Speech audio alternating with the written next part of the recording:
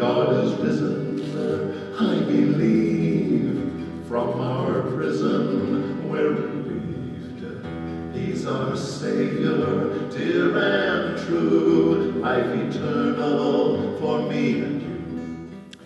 So the luncheons are the second Tuesday of every month, almost always here at Lone Star College in this room.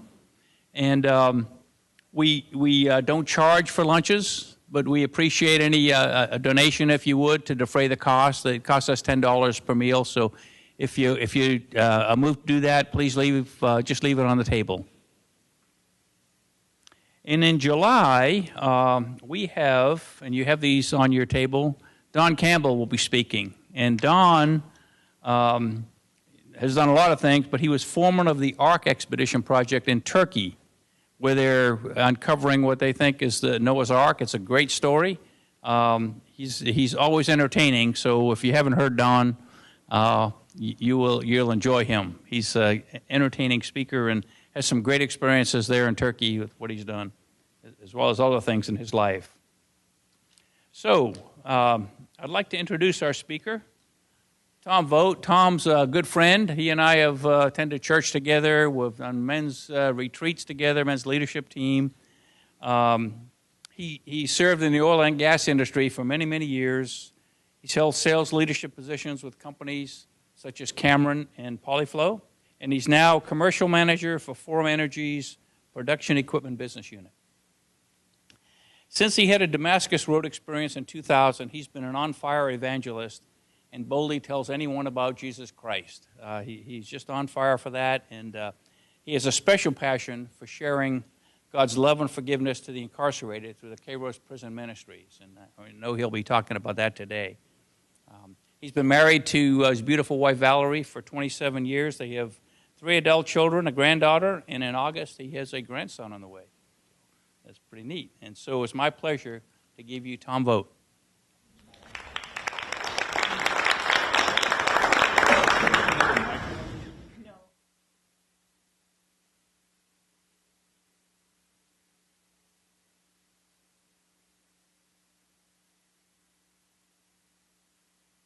How's that? A little better? There we go.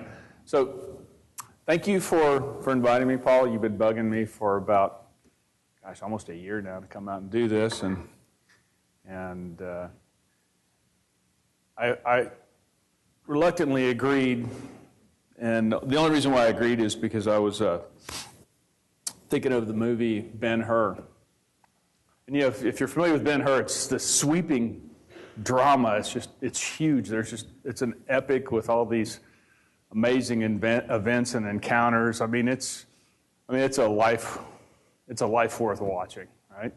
Well, that's not mine. So I'm going to go ahead and put your mind to rest. That's not going to be my story. But one of the interesting things that I noticed about Ben-Hur, and I didn't notice this the first time I saw it, probably not the second or third time, but it's my favorite movie. So I did notice it probably the 4th or 5th time. In the title of the movie, it's titled Ben-Hur, A Tale of Christ. And it wasn't until I became a Christian that I actually realized it was a story about not Ben-Hur, but his encounter with the living Christ. And that's when it held a whole new meaning for me. And in fact, in a lot of ways, I would say there's some similarities where between me and Ben-Hur. And he had many encounters with Jesus during his life. And sometimes he realized what he was encountering and who he was coming across, other times he didn't. Just to give you a little bit of a flavor of my life, I grew up here in the States. I was born in just south of San Francisco, the Bay Area. And when I was 3, we moved to Germany. My father, if he was alive today, he'd be 106 years old. So this was his second marriage. He married my mother, who's a German national. It was right after the war, and they had me and my sister, and she got homesick and wanted to move back. So we spent a few years living in Germany. I still remember going to the little Lutheran church in the town of 700 that I spent a couple years in. And then we moved back here to the States back in 72. And my father was a regular church attender. In fact, he had a fantastic baritone voice. Reminded me a lot of our friend John Rudinger. And that was one of the things that always impressed me. And then he was a tither, too. And that was another thing that just I never could get around, is he tithed 10%. And then, unfortunately, his marriage to my mother fell apart. And so we stopped going to church. And it was in 7th grade. The funny thing, the state of Texas started mandating that you had to teach creationism and evolution. And an odd irony is the 7th grade science teacher that I had was a very strong Christian, but he had to teach evolution. And being a wild, rebellious teenager at the age of, I think I was about 11 years old, 12 years old, I grabbed onto evolution because it was an explanation for me that didn't include God. It allowed me to pursue the things that I wanted to pursue in life without any fear of somebody zapping me from above. And so I ran with it. And that was pretty much my life. Whew. I'll give you the abridged version, but I was a pretty wild kid. I got thrown in jail a couple times. I had many run-ins with the law, probably more than I'd care to remember. And I felt justified in doing all that stuff. I felt justified in sinning freely. I didn't consider it sin. Everybody does it. You know, if it feels good, do it. And it led me down some pretty dark paths for quite a time. I did meet my wife, Valerie, in 1988. And in a lot of ways, she, without really knowing it, because she was, I wouldn't say she was a regular church attender as well, but she kind of pulled me back onto a path. And I think that was one of the first encounters that I think, re-encounters I had with Christ, kind of like Ben-Hur when he got the cup of water from Jesus when he was being hauled away in chains. And so that was my first encounter, and we married not too long after that. And oddly enough, we started looking for a church. And we were married in the church, so I mean, I still had those vestiges of being a Christian or of living in a Christian household. So we were married at Memorial Drive Presbyterian Church, but we weren't regular attenders by any stretch. We had 3 kids by then, and my wife was looking for a good preschool to take our kids to a good Mother's Day Out program. And Wynwood Presbyterian Church had a very good one. And so in order to get a discount on the fees, we joined the church. So, and I was very mercenary about my decision to attend as well. And I've told people this many times, I only came because I saw it as an opportunity to advance myself professionally. I was there to use whatever connections I could establish with the individuals and the men at that church. And I said, look, these guys are some pretty wealthy folks here. I'll use this as a stepping stone in my career. So that's the way I thought. Yeah, that's not the way I think anymore, but that's the way I did think at the time. And strange thing happened.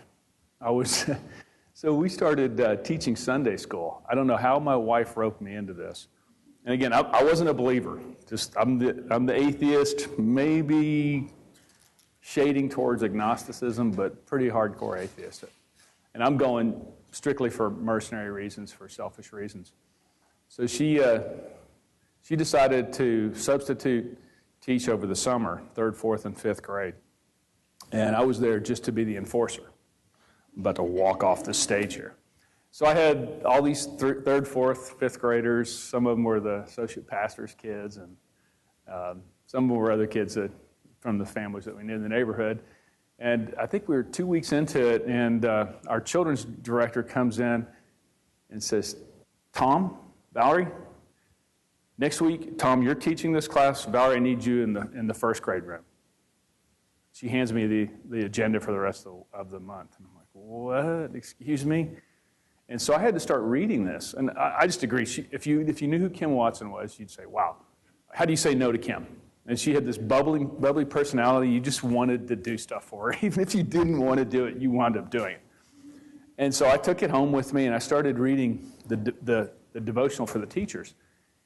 And we were going through Elijah and Elisha. So, I'm looking at these stories about turning water into oil and all these miracles. And I'm like, I don't think I believe all this stuff. And I don't know if I can teach in good conscience these kids this stuff. But I did it anyways. And so I was going to, so I'd go to Sunday school in the morning. And then then at 11 o'clock, we'd go to worship. And I was in outside sales at the time. I wasn't in the oil and gas industry, but I was traveling all throughout South Texas, Louisiana, parts of way out there in West Texas. And I was in outside sales, and it was a party for me. Taking out customers, I had the time of my life. So I had an expense account. It was a great time. And so I'd come back on Sundays, and I'd sit in front of the pastor, and I swear he was preaching to me. It was like he was following me around. He had spies watching me, and he knew what I was doing. And to make it worse, my wife claimed that she had eye problems, and she wanted to move up closer. So we wound up sitting about 2 rows from the pulpit. So it made it even worse. And to this day, she'll deny that was the case. She said, I never had eye problems. I don't know what you're talking about. So again, another way the Holy Spirit worked through her to get me in front of the pastor. So this was in 1999. So there was some things that transpired that year. And interestingly enough, I was reading a passage in my devotional this morning out of John 11. It's the story where Lazarus is sick. His sisters, Mary and Martha, send for Jesus and say, hey, come quickly, Lazarus is sick, and come heal him. And he says, no, I'm going to wait a couple days and then we'll go. And in the story, he says, it is important, I'm glad that I did not go, because as a result, you will believe. And I was like, wow, that's an interesting way to look at it. But it was so that his glory, so he could show his glory, and he could demonstrate his power, and so that others, like Thomas, who said, let's go die with him, so they would believe. And as I was going through that devotional this morning, it reminded me of the bus crash. So we had a bus crash that took place unfortunately, that Christmas, December 22nd. They were coming back from, I can't remember the town that they were coming out of, but they were rolling down the mountain. And if you've ever been skiing up in Colorado, after a long day of skiing, after a long day, the snow starts to melt on the road, then it freezes again overnight. It's very difficult. You have black ice there. The bus driver was not aware, he was speeding, and somebody said that they believe he had a heart attack while he was going down the hill. And so the bus actually plummeted 200 feet off the road into a muddy embankment, which in and of itself doesn't sound great, but it was a miracle because we lost 2 children. 2 high schoolers, and the bus driver perished as well. But I was expecting something completely different when I heard that news. So I expected just grief and sadness and, how could this be? How could God love me? If he loves me, how could he allow this? And I was shocked. I was really shocked at the way the church pulled together. And they bore each other's burdens and griefs. They rallied around the families. It was something to see. And it softened me towards the church. It changed in a lot of ways. There were a lot of things going on during the year, but this was clearly a seminal moment for me. So this is, again, 1999. And if you guys remember, that was right before Y2K. So the world was going to end. So I went out on the 30th, and I loaded up on bullets and cash and water like everybody else, right? The world didn't end. What a disappointment, right? I was ready for it. So I was back to work at my job, which I hated. John knows that too, my friend over there. So I was back to work, and I was on my way to a conference up in Dallas, and all these things have been happening. I mean, all these encounters that I'd been having at church, teaching Sunday school, seeing the response to the bus crash, were all having an effect on me. I could feel myself changing. And I was on my way up through East Texas, through Palestine and Lufkin, on the way to Dallas to make some sales calls on the way to this conference. And all I could find was one radio station. It was called, I think it was Star 97. It was, if you're familiar with the one. At that time, this was 20 years ago, I mean, there weren't a lot of radio stations, and this was one that seemed to come in regardless of where you were. So I was listening to that and listening to some Christian music, and then I listened to a guy named Hank Hanegraaff, and he laid out the gospel for me so perfectly and in such a clear fashion that I wound up stopping on the road on 45 because I was starting to lose the signal. And then I started crying. And so I spent most of that drive all the way back to Dallas, all the way up to Dallas, wiping the tears out of my eyes. I missed my turn off for my hotel 3 times. Sure, the guy thought that I was nuts when I showed up at the front counter and asked for a room. He's like, yeah, take your key, run along. And so I got to my room, and first thing I did before I even dropped my bag on the ground was I hit the floor. And I said, Jesus, if you're who I think you are, I get it. I understand. I'm yours. Do with me what you will. And that was January 14th, 2000. And he's done some pretty amazing things since then. It was not too long after that that I met my friend John Saby. We were in a Bible study together. The associate pastor pulled me into a 24-week study, a discipleship course, and I met John, and he needed a sales guy. I was like, man, I don't know anything about sales and oil and gas sales, but he said, you'll do fine, and he was right. I mean, it was the start of a very good career that God has blessed over and over. And one of the things that my friend John also was instrumental in, it was getting me involved in mission trips. And the first one was to New Orleans after Katrina to clean up the mess after that storm went through. And we went back several times, but it was it's the first time I realized that there's more to Christianity than just being fed and getting the word into you, that you have to give back what you've been given. And as a result, I started going on more mission trips and spending a lot more time down in Mexico with our youth. And I met a guy down there. His name was Eleazar Garza. So I still remember, because John and I, we were in the same van. We had a bunch of high schoolers in the back with us, and we pull into the middle of Matamoros. And John's looking out there, and he's like, man, did you see that guy? I was like, what do you mean? Just his eyes, man, and his face. Oh, my gosh. Wonder what that's all about. I go, I don't know, John. What do you think? Should we not pull in here? He's the one guiding us in. So we pull in, and it turns out he's our guide and our interpreter for our group. And he walked around with us and spent that 7-day period with us. And I got to know him quite well. And we became pretty good friends, and still are to this day. And he was an ex-Mexican gang member. In fact, his father was part of the Golfo cartel. He saw him murdered when he was like 5-6 years old, right in front of him by a couple of his lieutenants. His mom tried to get away by going into the States. He lost a couple of brothers to a drowning in the Rio Grande when they were being baptized. I mean, just a story of tragedy that he experienced. And so, like, how did you get to here? I mean, how did you go from being a Mexican gang member, a bad guy, to here? And so he said it was prison ministry.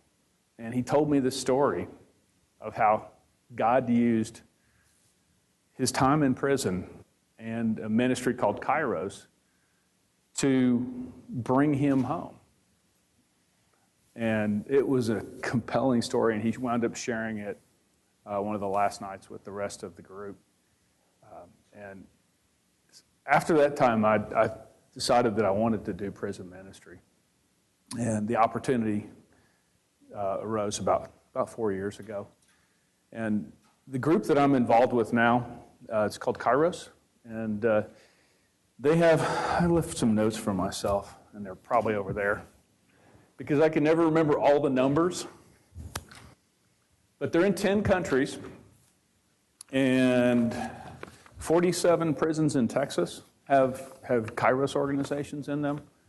There's 200, these are statistics I wasn't even aware of. There are 246,000 individuals incarcerated in Texas at present, more or less.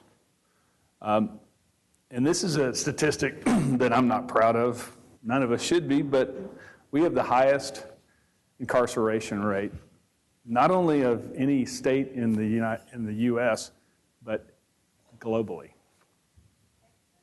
Texas does. 891 individuals for every 100,000 people are incarcerated. I had no idea. I knew it was high, but I didn't know it was that high. So there's a huge need. And Kairos goes into some of the darkest places in the world, literally. The prison that I go into is called Darrington. It's just south of town in Rocheron. And if you've heard of Angola in Louisiana, it's the Texas counterpart to Angola, which is the one that made a lot of documentaries, and they made TV shows about it. It was a really rough place. And I say was because it's not anymore.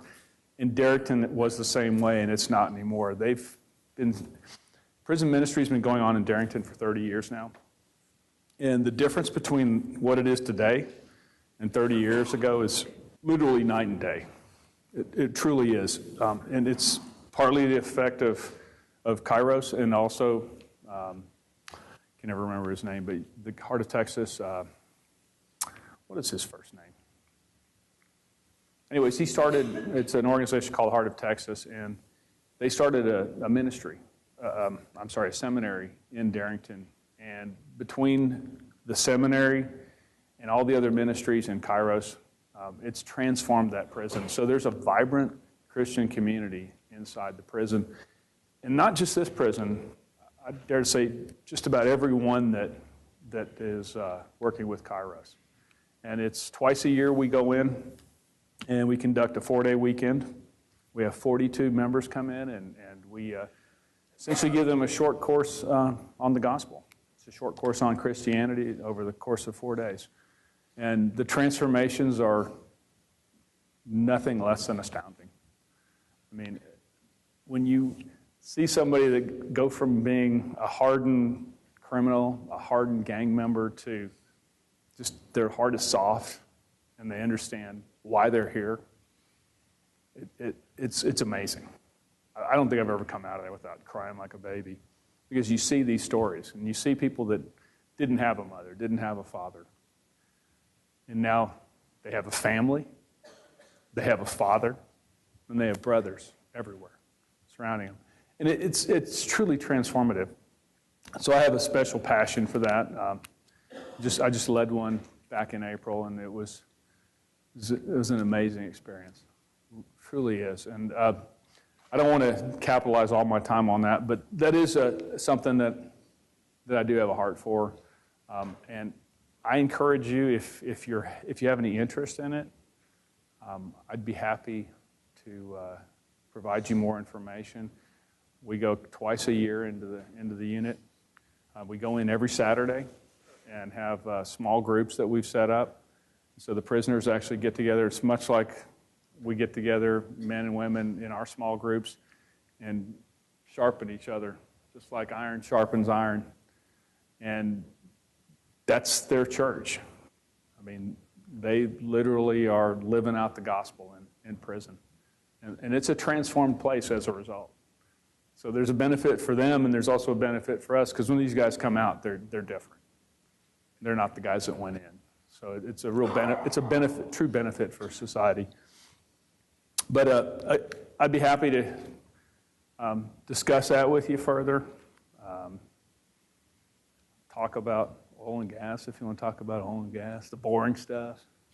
But that's pretty much my story. I've got like Paul said, I've got a grandson on the way, so that's pretty exciting. And finally marrying off the older daughter, and got one left. I got to figure out what to do with him, but he'll find his way because the Lord's faithful.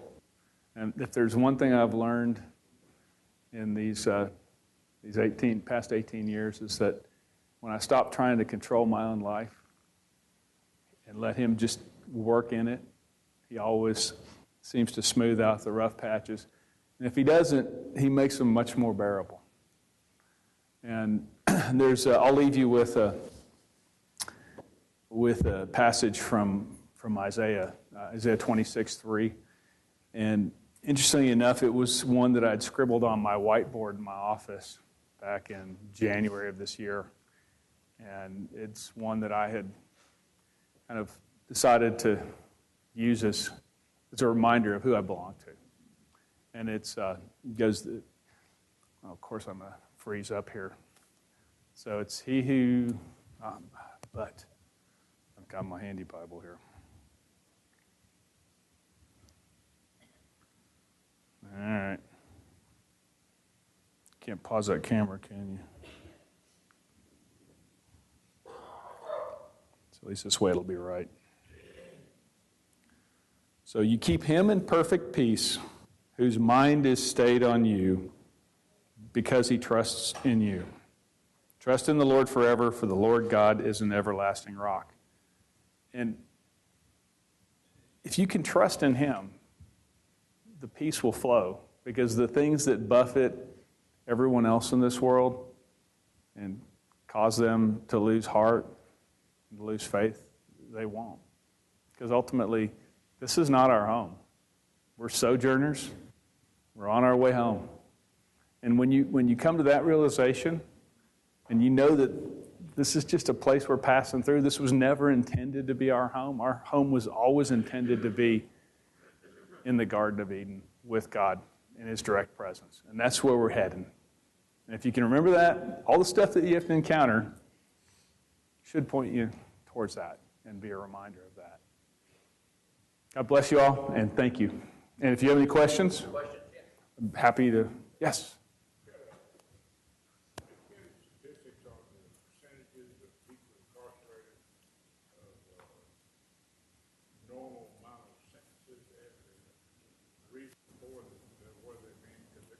You know, there is a website, and I'm happy to share that with you. It's a statistic where I can't remember the name of the website, but I was actually looking at it this morning, and they give you all those statistics. It's a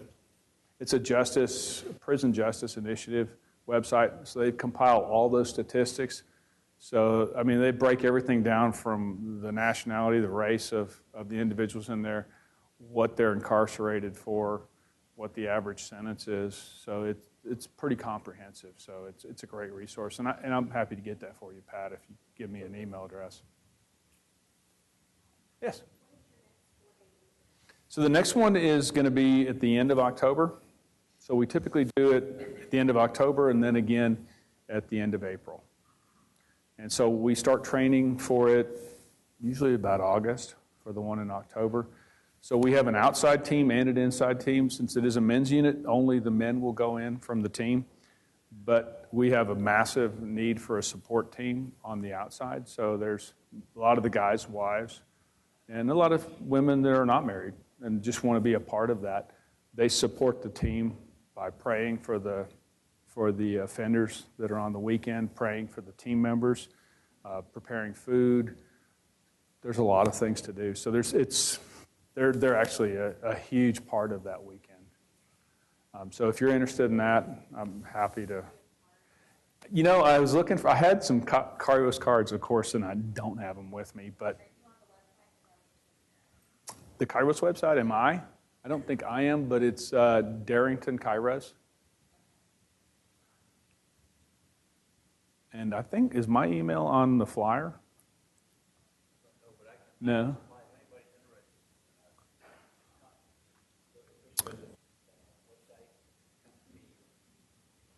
Yeah. I'm happy to supply all the information you're interested in. Yes.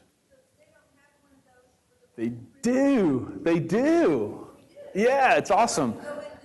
So you can do that too. So they do have one that they have them that go into the women's prison, and then there's another program that's probably even more popular than that because there aren't a lot of women's prisons, fortunately. There are not a lot of women that are incarcerated, but there are a few. And yes, there is Kairos for those. They have something called Kairos Outside, which is it's a ministry very similar, but it's designed for the women. This would be the mothers, the sisters, the grandparents, the wives, girlfriends of those that are incarcerated. And they basically cater to those needs. So they have a very similar type program where it's a 4-day weekend, but it's obviously on the outside. These are women that are not incarcerated, but they have loved ones that are. And they just essentially treat them like queens for 3-4 days. They go to camp, I think it's Camp Allen is where they normally hold it. And they do it a couple times a year as well. And it's supposed to be an amazing program from the people that have gone through it. Because these women, I mean, they are usually ostracized. So they didn't have anything, a lot of times they didn't have anything to do with their loved ones' criminal activities. And so they're usually cast out by their church. They're looked at differently. They lose friends, family members ostracize them. So a lot of times they're alone. And they don't realize that there's people out there that love them and want to care for them as well. So it's a great ministry. And then there's also one called Torch, which is for youth offenders under the age of 18. So there's a juvenile facility up in Giddings that has that program running in it. You're welcome. Yes? I want to say, when I graduated, I was a professor who did books on criminal justice. Yes. Other countries do not nowadays criminals. A lot of them punishment on the spot, or they do away with it. Right. I think we have to realize we have so many organizations that are there overlapping to do things. Yes. Bureaucracy, spend a lot of money on one person. And AFDC have ruled this country as far as increasing crime. But can imagine for our own people that have families to not be together, and but it's still, of course, with the will, and then for other countries to come here to have that situation. We've grown our gangs. Yeah, I would say so. I mean, there needs to be some reform in sentencing. There's no doubt about it. I mean, I'm hardly an expert, and I'm not going to stand up here and claim that I am. Right. Right. The grandmother gets paid to babysit for the child, and it just goes on infinity and generally. Right. And it comes down to what the people like, which is penalizing our workers and penalizing our young people that are sitting in the classrooms with this type of situation, breaking the girl. Yeah. And, I mean, we're upside down with all our.